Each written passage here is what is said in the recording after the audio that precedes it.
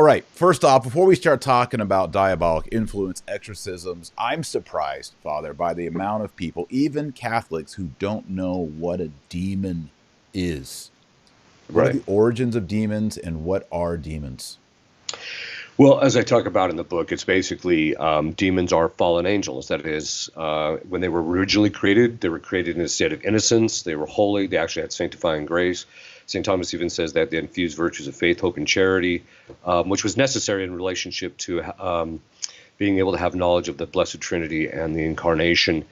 And so St. Thomas says there's three instances. He says the first instance, they're created in this perfect act of knowing.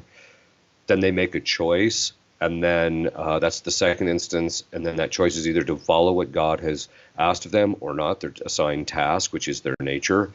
And if not, then they reject him. And then St. Thomas says in the third instance, they're immediately damned or they're immediately rewarded with the beatific vision. So it's a sequence of things that happens very rapidly. But basically, the demons are the ones who refuse their assigned task, that is, they're fallen angels.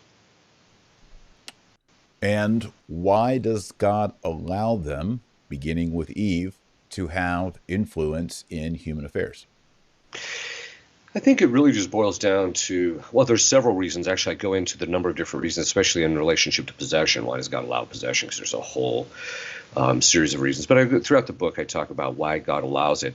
And usually the real moral to the story is A, to test us, but B, also to increase our virtue. So when we're attacked by demons, we have to kind of come up to speed. If demons weren't in our life, people would be pretty spiritually mediocre, I think, overall. And I think that's one of the primary reasons.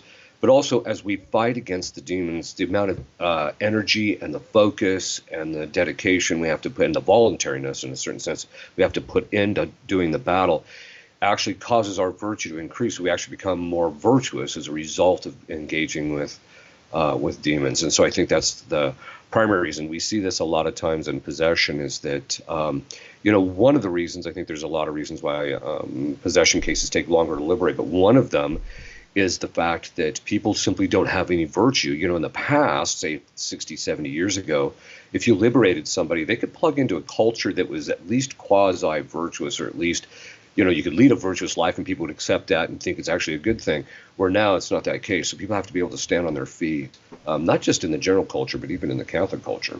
Right. Now, speaking of Catholic culture, there's been, actually just the other day, some young people said, Dr. Marshall, will you talk more about satanic ritual abuse and raise awareness? And I was actually very surprised as I was reading through your book, and people are asking the name of the book. It is Diabolic Influence. There's no snazzy cover, though, Father. No, I wanted to put it on a this screen, it would just be a black box. Yeah. Well, so there's two reasons for this. This is obviously the version that's meant for clergy and healthcare professionals. I sent you a copy because of the fact that you work in the area of philosophy and also theology. So I figured you're just the type of person that would be able to benefit from this. But then what I did is so that's the long version, and then I did a shorter version, which is Dominion. It's the lay version, which is basically the same book, except there's certain things that are removed, which we can talk a little bit about that maybe later. But I just simply removed them.